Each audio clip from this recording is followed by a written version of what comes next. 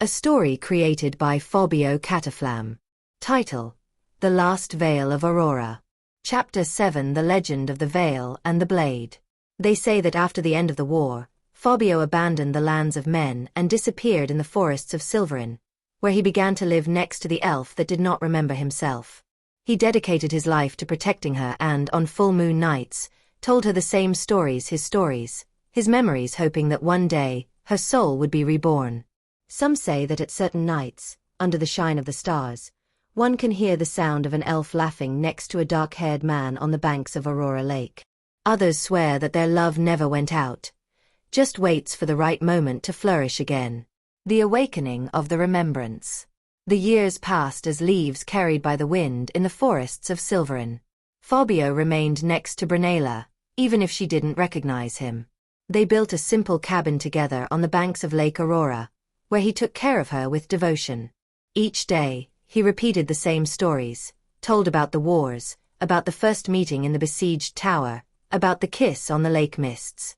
She heard in silence, with a distant look, as if these words were echoes of a forgotten dream. "And then you kissed me, Brunella," he said with a sad smile. "And that's where I knew I would fight the whole world just to be by your side." She just watched, not understanding, but sometimes tears descended on her face, even if she didn't know why. But one night, under the full moon, something changed. The lake was calm as a mirror, and a soft breeze blew between the trees. Fábio walked with her by the waterfront, as he did every night, when suddenly Brunella stopped, staring at the moon's reflection in the water. "That place," she whispered, her voice shaking. I've been here." Fábio stopped. The heart fired. "Yes, my love. It was here that we promised each other that nothing would separate us." She led her hand to her chest, where she still wore the party wire of the tear of Iloria, which he had replaced her as a symbol of hope. So tears started rolling once more. But this time, there was something different. His expression changed. The empty look was filled with light.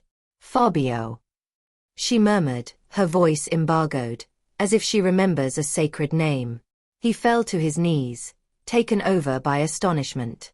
Do you remember?" She stared at him, with her hands shaking. "I remember, from the lake, of the war, of the promise, of your smile, of your touch."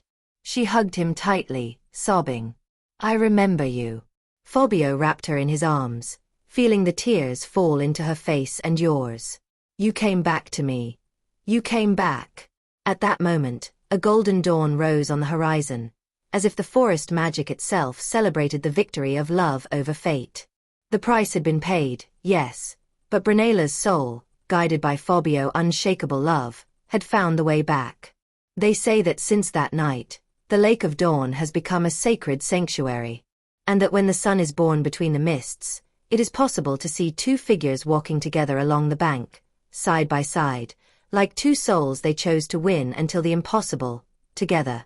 End of Chapter 7.